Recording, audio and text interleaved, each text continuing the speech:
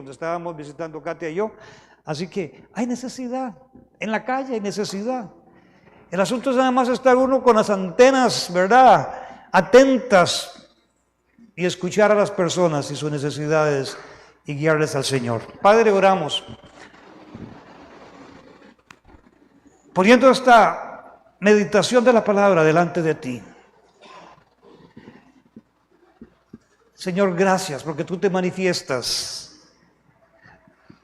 desde donde nace el sol hasta donde se pone. Es manifiesta tu gloria, como dice el Salmo 24. Y oramos, Espíritu Santo, para que en esta mañana nos muestres a Cristo, nuestro Señor, nuestro Salvador.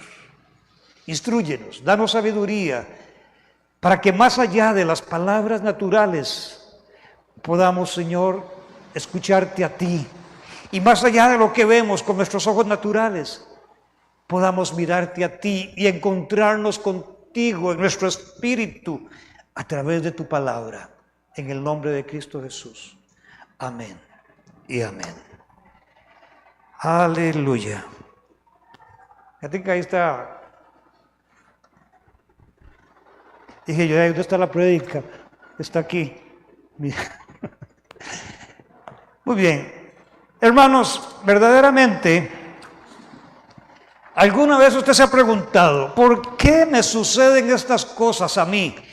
Cuando usted siente que se está portando bien, ¿verdad?, que todo está bien, pero de un momento a otro enfrentamos situaciones adversas que no estábamos esperando. Situaciones difíciles y sentimos muchas veces que nuestro mundo se derrumba. Y la realidad de la vida es que todos, indistintamente de la etapa de su edad, la realidad de la vida, hermanos, es que todos en algún momento vamos a enfrentar situaciones de pruebas, situaciones de crisis que nos desestabilizan y se salen muchas veces de nuestro control. No podemos hacer absolutamente nada. En algún momento todos hemos estado ahí o todos vamos a pasar por ahí. Y la pregunta es, ¿cómo reacciona usted en medio de la crisis, en medio de las pruebas? Y el mensaje de esta mañana, ahí está con el nombre, actitudes que emergen en la prueba. Y vamos a ir a Segunda de Reyes, en el capítulo 3.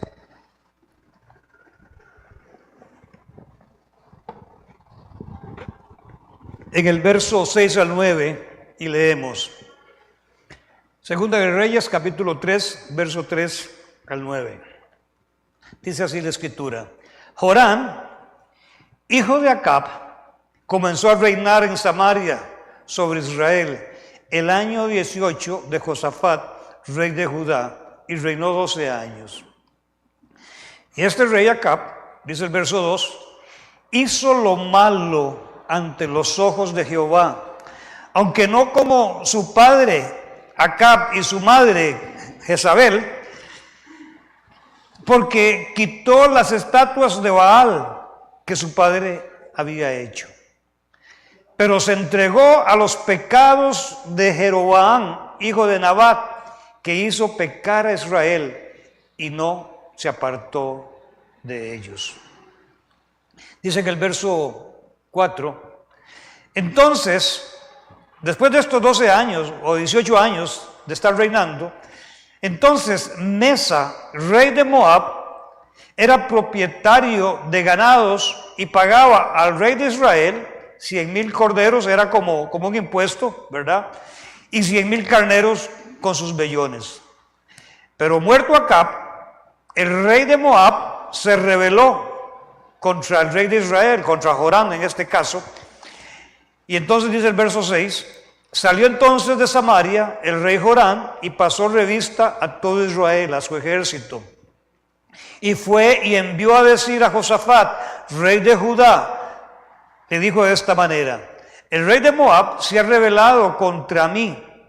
Y le preguntó: ¿irás tú conmigo a la guerra contra Moab? Y entonces Josafat le respondió: iré, porque yo soy como tú, mi pueblo como tu pueblo, y mis caballos como los tuyos. Y dijo Josafat, preguntó: ¿por qué camino iremos? Y entonces el rey Joram le respondió: por el camino del desierto de Edom. Quedemos allí mientras tanto. Para contextualizarnos un poquito, después de la muerte del rey Salomón, la nación de Israel vivió una guerra civil, se dividió. Hacia la parte norte quedaron 10 tribus que conocemos, que conservaron el nombre de Israel, cuya capital era Samaria, y en la parte del sur quedaron 2 tribus, la tribu de Benjamín y la tribu de Judá, y la capital era Jerusalén. Entonces había un rey en el norte de Israel y había otro rey en el sur de Israel. En el norte de Israel era el rey Joram con las 10 tribus, y en el sur el rey Josafat con las 2 tribus. Vemos este cuadro porque en el acto que leímos vemos la historia entonces de 3 hombres, 3 reyes que se pusieron de acuerdo para marchar con sus ejércitos en contra de otro rey, el rey de Moab. Moab eran otra dinastía que eran los descendientes de Saúl. En ese momento habían estado pagando impuestos a Israel, ¿verdad? Pero cuando se murió el rey Acab, se rebelaron, y entonces estos 3 reyes se pusieron de acuerdo y se fueron y marcharon a la guerra contra el rey de Moab. Eso es lo que hemos leído hasta aquí. Así que 3 reyes que se ponen de acuerdo para ir a la guerra contra otro rey, y al cabo de 7 días, ¿verdad? Y vamos a seguir leyendo en el verso 9, antes de seguir con la historia. Vamos al verso 9. Salieron pues el rey de Israel, el rey de Judá, ya conociendo, ¿verdad?, el asunto de la división de Israel, y el rey de Edom, y como anduvieron rodeando por el camino 7 días de camino, les faltó agua para el ejército y para las bestias que lo seguían. Todo lo que implicaba cargar, ¿verdad?, la alimentación, las armas y todo lo demás. Imagínense el cuadro. Después de 7 días caminando en el desierto, se les acabó el agua para ellos y para las bestias que lo seguían. 3 hombres que se pusieron de acuerdo y están enfrentando una situación, una prueba, un momento de crisis en sus vidas. Se encontraban en medio del desierto. Se les había agotado el agua para sus ejércitos y para sus bestias de carga y de guerra. De frente, el enemigo, el otro ejército adversario, no podían seguir porque no tenían agua, no tenían municiones, ¿verdad?, no tenían los pertrechos necesarios. El enemigo enfrente, no podían devolverse tampoco. Era un momento, ¿verdad?, imagínense el panorama, un momento de prueba, un momento de crisis. Esos 3 hombres están enfrentando una misma situación, una misma prueba, pero vamos a ver cómo reacciona cada uno. Totalmente distinto el uno del otro. Vamos a ver cómo reacciona cada uno, pero también vamos a ver cómo Dios trata con cada uno de ellos en medio de esta prueba que están viviendo. Hice un contexto general de la situación para ir y ver las actitudes. ¿Están conmigo hasta ahí? Muy bien. Les decía que el tema de este mensaje es 3 tipos de actitudes que emergen en la prueba. Y el primer tipo de actitud que emerge en la prueba muchas veces suele ser el negativismo y la queja. Veamos en el verso 10, en medio de esta situación de crisis, Veamos en el verso 10 lo que empieza a suceder, cómo ellos empiezan a reaccionar, las actitudes que están allí. En el verso 10 dice, entonces el rey de Israel, el rey Joram, dijo, y vea cómo dijo, diga usted cómo dijo. O sea, una queja. Que ha llamado Jehová a estos 3 reyes para entregarlos en manos de los moabitas. Hermanos, en medio de esta crisis, este rey se queja, tiene una actitud negativa, murmura contra Dios diciendo, aquí usted lo puede leer conmigo, que Dios era quien los había traído a ese momento, a ese lugar, para entregarlos en manos de sus enemigos. Vea usted, y la pregunta es, ¿quién escogió el camino del desierto? En el verso 8, cuando Josafat, vaya conmigo al verso 8, cuando Josafat le preguntó, ¿por qué camino iremos? Él respondió, por el camino del desierto de Edom.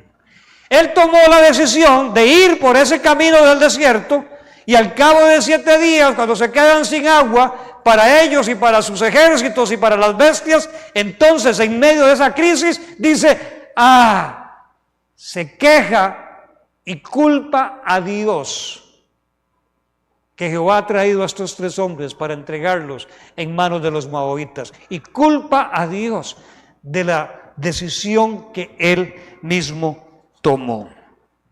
Así que, hermanos, esta actitud emerge muchas veces en la vida de las personas.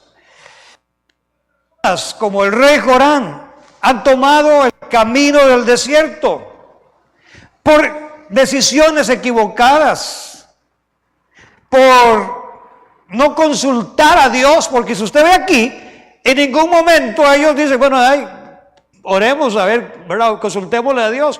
No, iré porque yo soy como tú, mis caballos como tus caballos, mi pueblo como tu pueblo, por cuál camino vamos, y vamos por el camino del desierto de Edom. Muchas veces las personas caen y llegan a vidas, hermanos, para vivir un desierto espiritual en sus vidas, por decisiones erróneas y por no consultar a Dios, por andar en desobediencia fuera de la voluntad de Dios.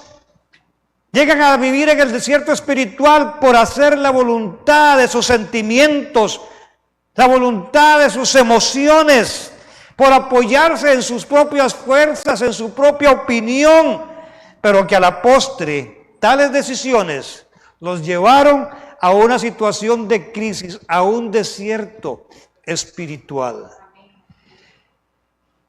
Dice el libro de Proverbios en el capítulo 14, en el verso 12, hay camino que al hombre le parece derecho, pero su fin es de muerte. El desierto, hermanos, porque aunque estemos bien en el Señor, muchas veces enfrentamos desiertos también. El desierto es parte del proceso de Dios en la vida del creyente. Pero una cosa es cuando Dios permite y nos lleva a un momento de desierto en nuestra vida, porque allí en ese desierto Él se va a manifestar a nuestra vida, se va a revelar a nuestra vida, nos va a dar a conocer su voluntad y vamos a salir de ese desierto empoderados del Espíritu Santo para enfrentar las situaciones que vienen. Es muy diferente cuando Dios nos lleva al desierto y es muy diferente cuando nosotros, como el rey Joram, decidimos y tomamos el camino del desierto.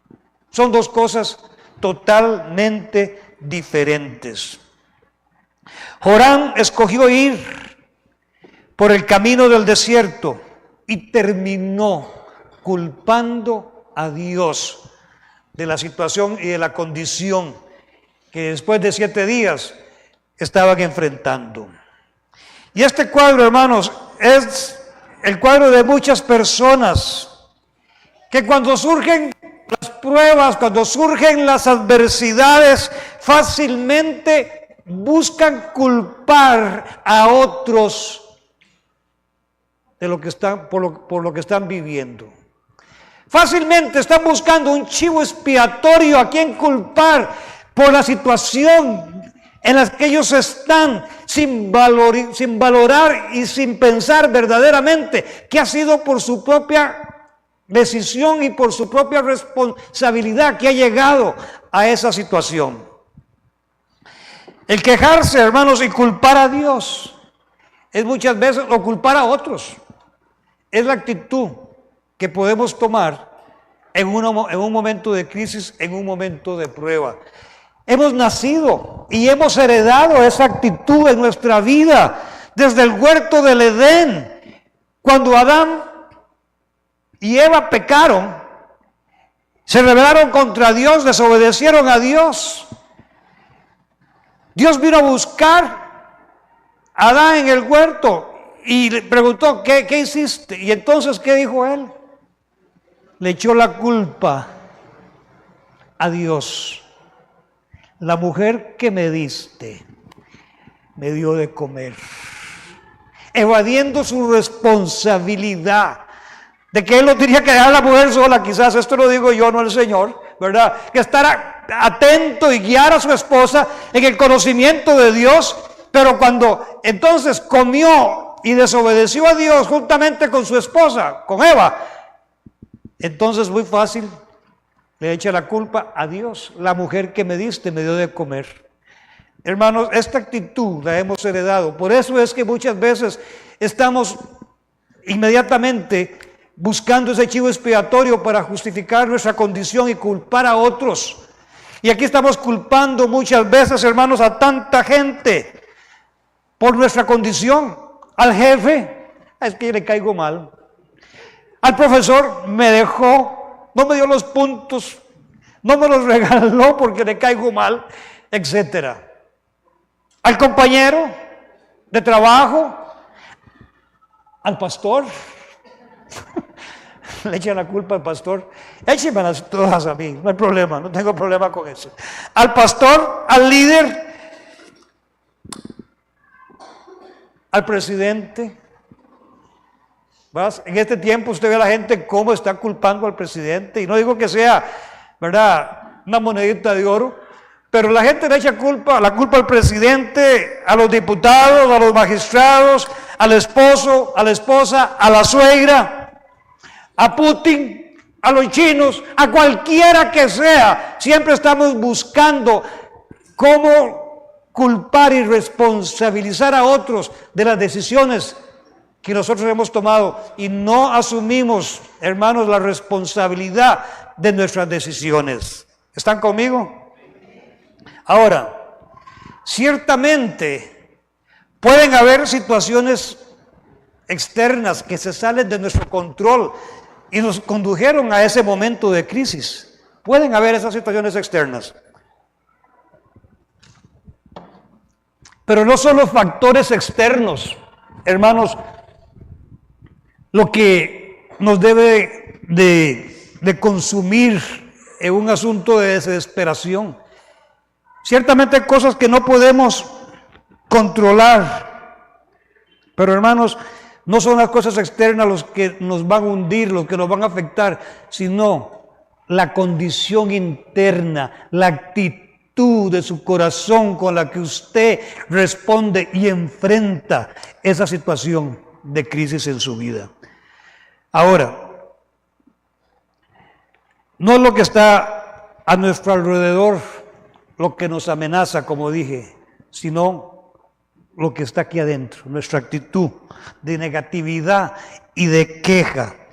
Y culpar a otros y el negativismo, hermanos, no nos deja pensar, no nos deja oír a Dios, porque tras de eso el enemigo le empieza a echar a ese carbón. Sí, es por esa, es por esto, es por lo otro. Y usted no tiene para mirarse hacia lo interno y buscar las causas de por qué usted está en esa condición. El segundo tipo de actitud que emerge en la prueba, ¿saben cuál es? Es la indiferencia. En el verso 9, salieron pues el rey de Israel el rey de Judá y el rey de Edom. Y como anduvieron, como leímos, rodeando por el desierto 7 días de camino, le faltó el agua para el ejército y para las bestias que lo seguían. Note en este verso que fueron 3 reyes los que se pusieron de acuerdo y que marcharon a la guerra. Sin embargo, se dice el nombre del rey Joram, ¿verdad? El rey del norte, se dice el nombre del rey Josafat, del rey del sur, pero no se dice el nombre del rey de Edom. Leímos que Joram se quejó, ¿verdad? También reaccionó y Josafat en el verso 12, como vamos a ver, ¿verdad? También se manifestó. Ahora vamos a leer en el verso 12, pero del rey de Edom no se dice. Si usted puede seguir leyendo los versículos siguientes, no se dice el nombre de él y no se dice nada que él hiciera en medio de esa situación de crisis. Y estamos diciendo que la segunda actitud que emerge muchas veces en las pruebas, en las crisis, es la indiferencia. Este hombre en medio de eso, como que el problema no fuera con él. O sea, y así es muchas veces, hermanos, encontramos gente que sienten como que los problemas y las situaciones que se vienen como si no fuera con ellos, en una actitud de pasividad y de indiferencia total, como que esas cosas no van a afectarle. Es una actitud de indiferencia, que en medio de la crisis no buscan a Dios, no alaban al Señor, no hacen absolutamente nada, en una actitud de indiferencia, ni alaban ni se quejan. Tampoco. Y podríamos decir personas que ni fu ni fa. Están totalmente espiritualmente, no sé a dónde, pero en una actitud de indiferencia. ¿Y qué pasa? Tarde que temprano el techo se les va a caer encima. Las consecuencias se les van a venir. Y entonces ahí viene el espolvorín y una situación que pudieron haber atendido. Verdaderamente les cae y hace un desastre en sus vidas. La gente indiferente, hermanos, como este rey de Edom, en una actitud de indiferencia, así encontramos muchos. Y el decir de muchos, y aquí lo digo con toda consideración y respeto, porque sí es cierto, el decir de muchos indiferentes es Dios tiene todo bajo control, ¿verdad? Suena muy espiritual y eso es como para no hacer nada, ¿verdad? Dios tiene todo bajo control, tranquilos, para no hacer nada, dejarle toda la responsabilidad a Dios. Sí, es cierto, Dios tiene todo bajo control, pero yo le digo, hermanos, como le dije, con toda consideración y respeto, Dios hará lo que Él tiene que hacer, pero no hará lo que usted puede hacer. Tenemos que tener presente esto. No podemos, en medio de la prueba, permanecer indiferentes ante las dificultades. La Escritura bien dice, y usted lo conoce, Dios no nos ha dado un espíritu de temor, ¿verdad? Ciertamente, ni de cobardía, sino un espíritu de poder y de dominio propio. Y es por esa razón que ante las crisis y las pruebas no podemos mantener una actitud de indiferencia.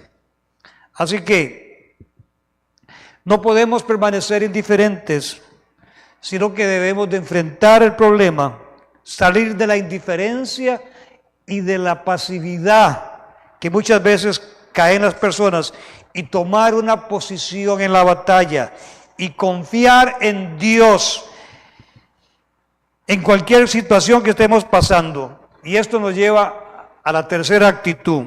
Y la actitud tercera, cuando emergen las pruebas y las crisis, es la actitud de apoyarnos y confiar en Dios. Vean el verso 11 y 12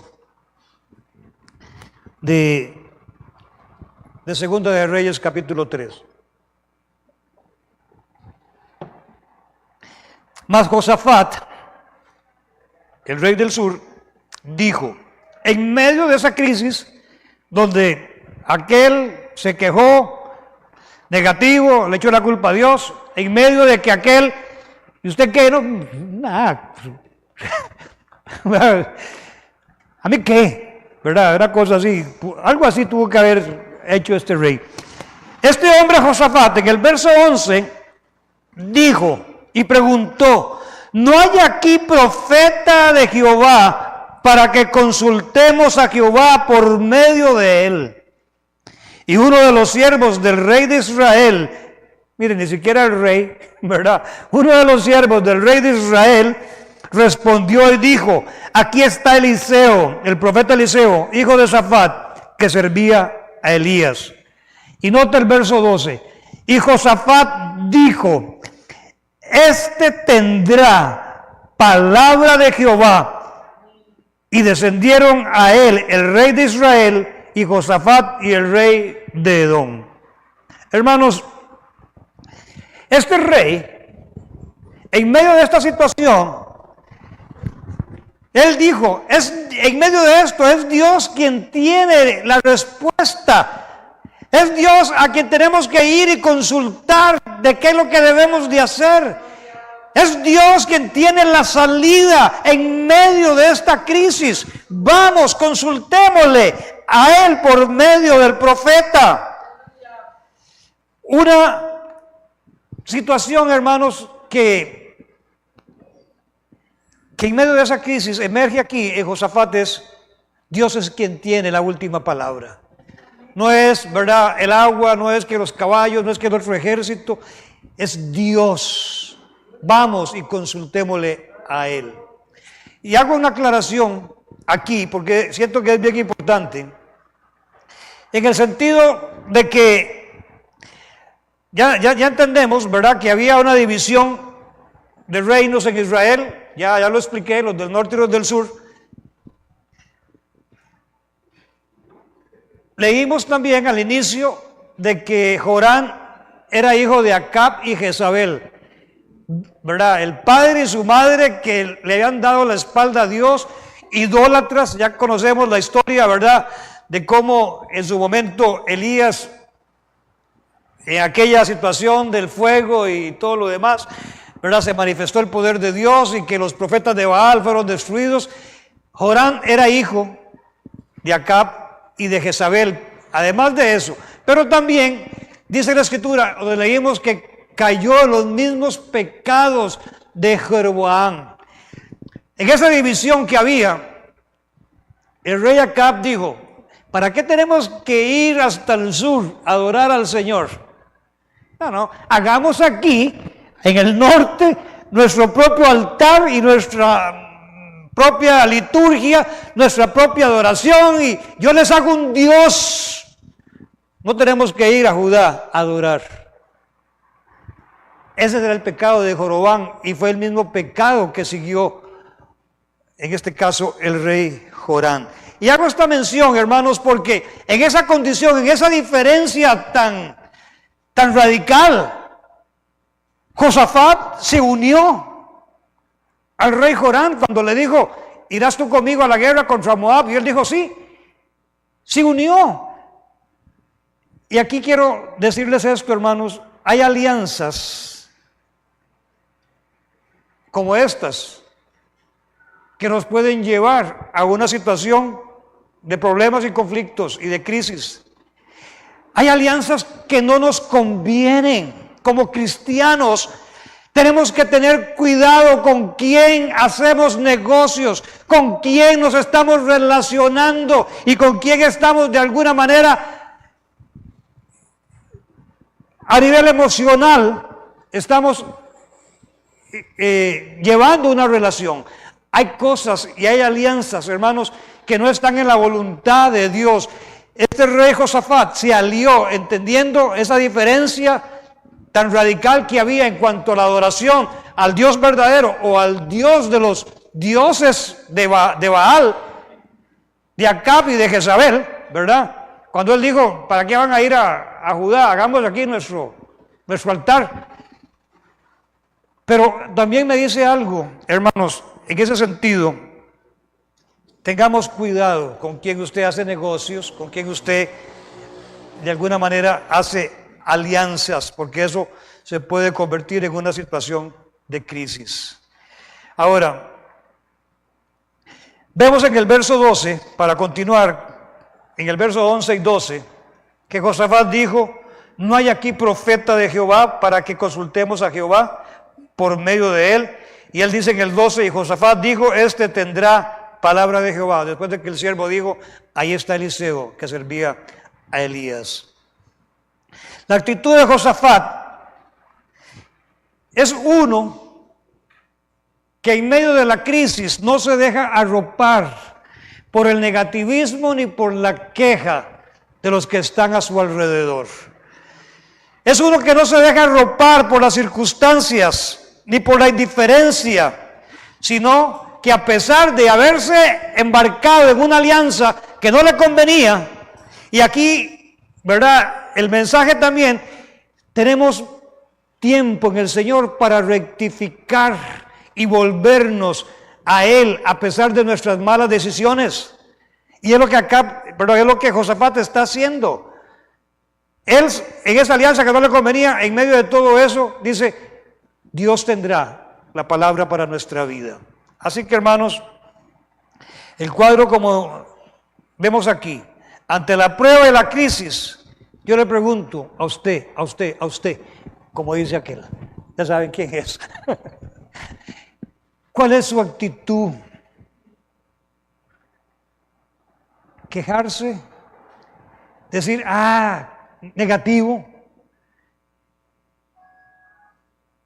¿O una actitud de indiferencia?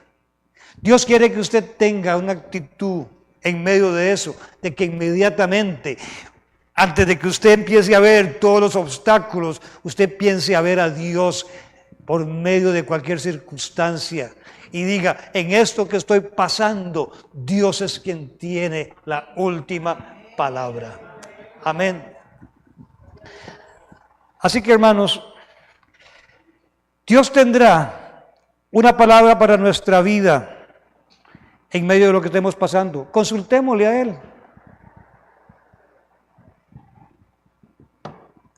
Aún, como dije, si usted ha errado, se ha equivocado y ha entrado en una crisis por malas decisiones, etcétera, como Josafat, usted puede volverse a Dios y buscar el consejo y la ayuda de Dios. Dios no le da la espalda a ninguno de nosotros. Tal vez tenemos que sobrellevar las consecuencias, pero la ayuda de Dios va a estar ahí, su consejo va a estar ahí. Es el ejemplo de Josafat. De Josafat aprendemos que en medio de la crisis, hermanos, de lo que pueda estar pasando, quien tiene la última palabra es Dios. Si es una enfermedad, no son los médicos, como el caso de lo que vimos del testimonio durante estos 15 días, 11 días Samuel, ¿verdad? Ahí en la UCI, totalmente sedado. Jueves y viernes aún, ¿verdad? No podía hablar, no articulaba palabras. Ya él podía tal vez identificar a sus padres, pero no podía hablar. Y el sábado lo vemos armando su rompecabezas, como vimos ahí. No es el epicrisis, ¿verdad? No es el dictamen médico. La última palabra a lo que usted está viviendo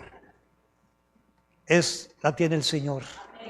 Si es un asunto de finanzas, de falta de trabajo, lo que sea, lo que se venga sobre su vida, son situaciones, hermanos, que los van a desestabilizar, pero en medio de cualquier circunstancia no le den lugar a la queja ni a ninguna situación que lo va a perturbar, sino que inmediatamente usted tiene un Dios en los cielos a quien puede clamar. El Salmo 125 es que dice: alzaré mis ojos a los montes. 121, alzaré mis ojos a los montes. ¿De dónde vendrá mi socorro? Mi socorro viene de Jehová, mi socorro viene de Dios, quien hizo los cielos y la tierra. No hará mi pie resbaladero, ni se dormirá el que guarda a Israel. Aleluya.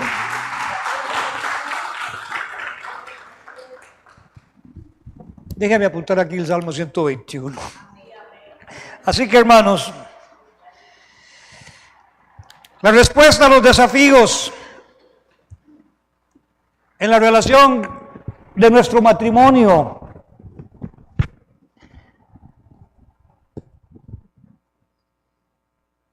la tiene el Señor. El enemigo querrá destruir nuestras vidas. Cerremos nuestros oídos en una situación de conflicto. La situación con nuestros hijos, hermanos, el quien tiene la última palabra es nuestro Dios. La respuesta a las situaciones que el mundo está viviendo, momentos de crisis a nivel mundial, que puede tener consecuencias grandes sobre toda la tierra y la humanidad, la guerra de Rusia y Ucrania, toda la situación que puede explotar allí, hermanos, con los países de la OTAN y todo lo demás, con China, con Corea, lo que está sucediendo con Israel y con Hezbollah y en el sur, con Palestina, hermanos. El quien tiene la última palabra en todo eso no es Putin, no es los chinos, no es, ¿verdad?, el presidente de los Estados Unidos, ¿verdad? La última palabra la tiene Dios. Estaremos confiados en Él. Así que, hermanos, el cuarto punto es... Necesito que me den 5 minutos para terminar el mensaje. ¿Quién me da 5 minutos? A ver, levante la mano. 5, 10, 15, 20, 25, 30 minutos. Vamos. En serio, necesito terminar el mensaje, hermanos. La respuesta de Dios, ahora vean, ya vimos las actitudes de estos hombres. Ahora miremos la respuesta de Dios a cada uno de esos hombres. Miremos la respuesta de Dios, que puede ser, hermanos, la respuesta para alguno que persiste en una actitud como la de estos hombres. Miremoslo aquí seguidamente, en el verso 13 y 14, que dice: entonces Eliseo dijo al rey de Israel, y vea, qué feo, ¿verdad? No Eliseo, qué feo como lo recibe, ¿verdad? Dice: ¿qué tengo yo contigo? Imagínense, al rey de Israel, al rey Joram, el profeta le dice: ¿qué tengo yo contigo? Ve a los profetas de tu padre y a los profetas de tu madre,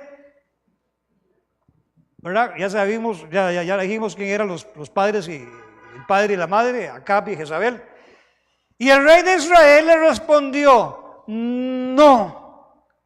¿Y por qué dijo? Porque Jehová ha reunido a estos 3 reyes para entregarlos en manos de los moabitas. Todavía allí, delante de la presencia del profeta, con una actitud negativa, con una actitud de queja y aún culpando a Dios de su situación. Dios sabía de su condición, de su corazón, por eso Eliseo le dice: ¿qué tengo yo contigo? Nada. O sea, eso es lo que está diciendo.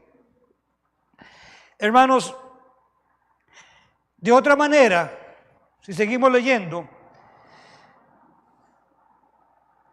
y Eliseo dijo: vive Jehová de los ejércitos, en el verso 14, en cuya presencia estoy, que si no tuviese respeto al rostro de Josafat, rey de Judá, no te mirara ni te viera. O sea, usted dese con una piedra en el pecho que Josafat lo acompañó, porque si no viene solo, ni lo recibo, ni lo veo. Va jalando, en palabras populares. Es lo que, en palabras que podemos entender, es lo que Dios está respondiéndole a este rey quejumbroso y negativo que culpa a Dios. Ahora, entendemos lo siguiente, hermanos. En el punto que voy a seguir, usted no puede pretender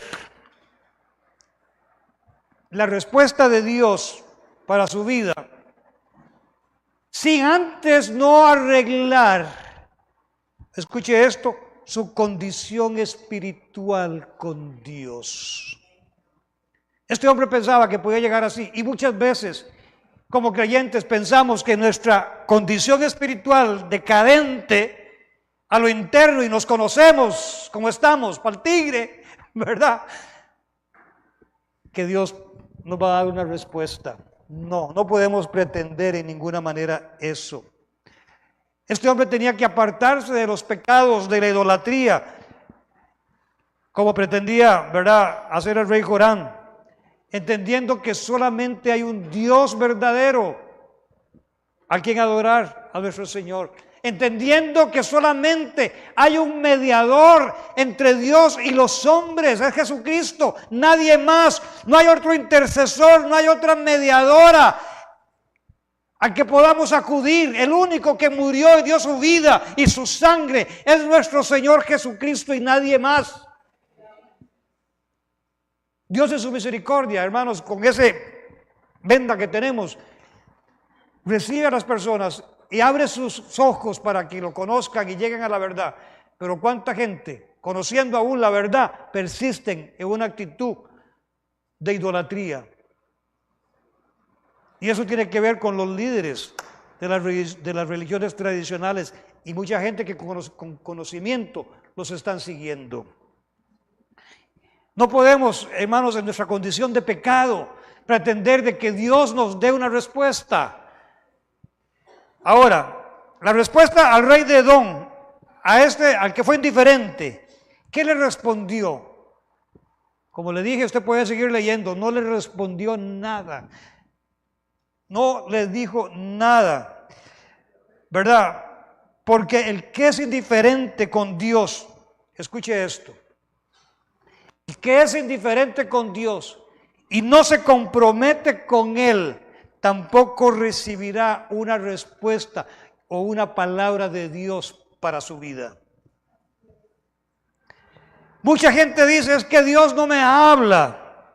Quizás no le habla porque cuando le habló, usted fue indiferente, no lo escuchó, quiso hacer la voluntad de sus sentimientos, de sus emociones, y ahora ya tiene su oído y su corazón cauterizado, que ya no lo puede oír,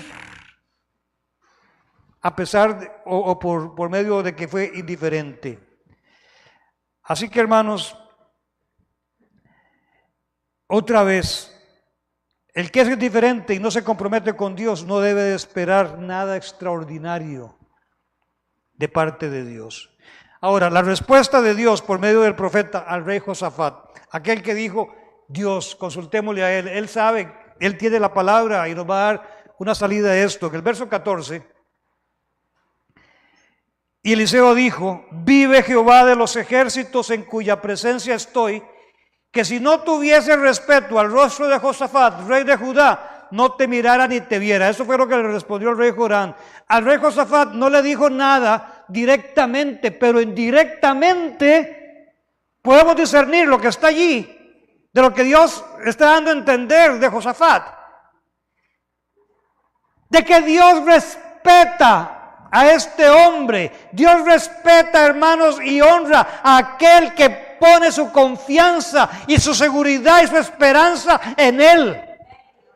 Es lo que está diciéndole. No le dijo nada directamente, pero indirectamente la respuesta que le dio al rey Joram, hermanos, es que hay hombres a los que Dios respeta. Así que, hermanos, hay creyentes a los que Dios respeta. Él honra, dice la Escritura, a quienes le honra. Así que, hermanos, Dios respeta a quienes en medio de lo que están viviendo se mantienen confiando y esperando en Él. Que no se dejan llevar, que permanecen, su esperanza está fija y su seguridad está fija en Él. Y Fabián es un gran testimonio de un hombre, de un padre que se ha mantenido confiando en Él en medio, no de esta única crisis, porque este niño tiene ¿cuántos años? 5 años. Y ha estado durante 5 años en situaciones bien conflictivas. Fabián es el primer donador, el primer donante en la línea para un hígado, para su hijo. Y él ha permanecido y confiado permanentemente en el Señor. Pero el último punto, hermanos, el milagro de Dios, en el verso 15 al 18. Vean el milagro. Mas ahora, dice Eliseo, tráigame un tañedor. Un tañedor es alguien que toca un instrumento de cuerdas y empieza ahí a adorar al Señor. Seguramente, ¿verdad? En hebreo, la presencia de Dios viene y viene la palabra del Señor, ¿verdad? La mano de Jehová vino sobre Eliseo, dice el 15 al final, quien dijo, verso 16, Así ha dicho Jehová, hagan en este valle muchos estanques. Recuerde que no había agua, ¿verdad? Y él dijo, haga en este valle muchos estanques, porque Jehová ha dicho así, no verán viento ni verán lluvia, pero este valle será lleno de agua y beberán ustedes y sus bestias y sus ganados. Y esto dice en el verso 18, no es nada, es cosa ligera. ¿Por qué? Es cosa ligera en los ojos de Jehová, porque también entregará a los moabitas en vuestras manos. ¿A causa de quién vino el milagro? A causa de uno que decidió mantenerse confiando en el Señor. Y aquí, hermanos, yo quiero hablarles y decirles esto. Muchas veces los esposos aquí y los hijos y las hijas aquí estamos viviendo y estamos siendo cubiertos de las bendiciones que Dios le da a su madre, que tiene una actitud y un espíritu como el de Josafat, de mantenerse en la brecha creyendo por sus hijos, por su esposo. Y nosotros sacamos el pecho. Pero es porque ha habido alguien que ha tenido una actitud como la de Josafat, de pararse en la brecha y decir, no, yo voy a pelear la batalla, yo no voy a entregar a mis hijos, no voy a entregar lo que Dios me ha dado, yo voy a pelear y voy a confiar hasta el final en Él. Y a causa de esa fidelidad de hombres y mujeres también, porque son esposos y padres que también están haciendo su parte en la relación con su esposa y con sus hijos, es que sucede el milagro y la bendición de Dios, viene y los cubre y los abraza, pero por causa de uno. Hay ministerios, hermanos, que se mantienen y que están floreciendo y que vemos la mano de Dios sobre esa obra del ministerio, porque ahí hay un hombre puesto por Dios que ha decidido confiar en Dios en medio de la adversidad y los problemas y caminar en fe confiando en Él. Este milagro vino por causa de uno nada más que decidió confiar en Dios. Pongámonos en pie.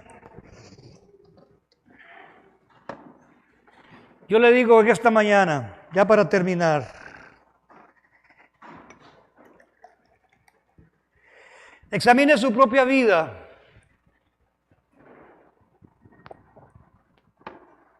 En lo que sea que usted pueda estar pasando. Tome este momento allí en la intimidad de su espíritu con el Espíritu del Señor. Y le digo, no se dé por vencido. No se dé por vencida. Renuncia a cualquier queja, a cualquier... ¿Cómo es que se dice la palabra? Si me ayudas. Conmiseración propia, ¿verdad?